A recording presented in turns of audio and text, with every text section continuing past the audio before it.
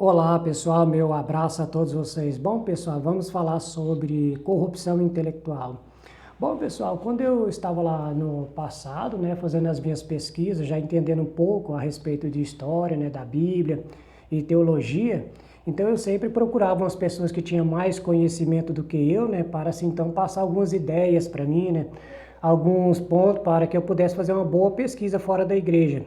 Só que eu percebi, pessoal, que algumas pessoas que eu buscava assim, que eram os teólogos, que eram os caras que tinham muito conhecimento, eu percebia que eles tentavam esconder algumas coisas, tentavam camuflar algumas coisas. E quando foi passando o tempo que eu fui buscando conhecimento, aí eu fui percebendo que eles tentavam esconder alguns pontos ali por causa da fé das pessoas, porque se as pessoas soubessem que alguns pontos dentro da Bíblia ali, inserido dentro da Bíblia, pessoal, fora da Bíblia que você busca, com os documentos históricos para provar que, segundo os historiadores, alguns pontos da Bíblia não têm comprovação histórica, então passa a ser o quê? Passa a ser inverdade, passa a ser uma mentira. Então isso para a igreja, para a teologia, quem crê em Cristo, teologia que usam a Bíblia aí, seria o quê? Muito prejudicial à fé das pessoas.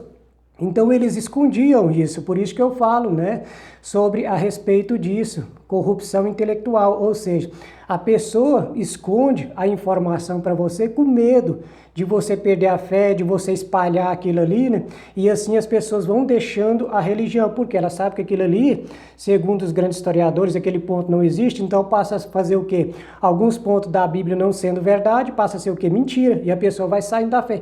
Então eles faziam isso e fazem isso até hoje. Agora tem muitos historiadores aí, pessoal, que passam a verdade para a gente, falam, ó, esse ponto aqui dentro da Bíblia, segundo os grandes historiadores, não tem comprovação histórica.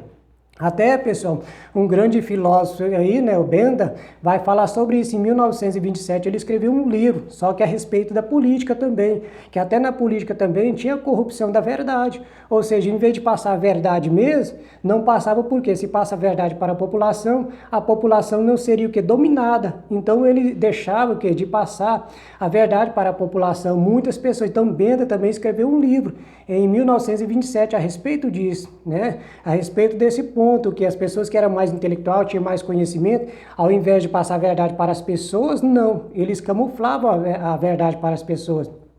Então, pessoal, corrupção que eu estou falando para vocês aqui, corrupção intelectual, é sobre isso que eu quero dizer para vocês, sobre isso que as pessoas que têm um conhecimento, ao invés de passar o conhecimento para a gente ter mais explosão na mente, abrir mais a mente, eles tentam esconder. Para quê? Para proteger a fé, porque por trás de proteger a fé, não porque eles querem proteger a fé, mas por causa disso tem o que? A situação financeira deles também. Então eles fazem isso, por isso que eu coloquei o nome do vídeo aqui, a corrupção intelectual, é por isso. Então tá aí, pessoal, mais um vídeo aí para vocês, comente aí, deixa essa curtida, é isso aí, valeu, meu forte abraço a todos vocês, tchau, tchau.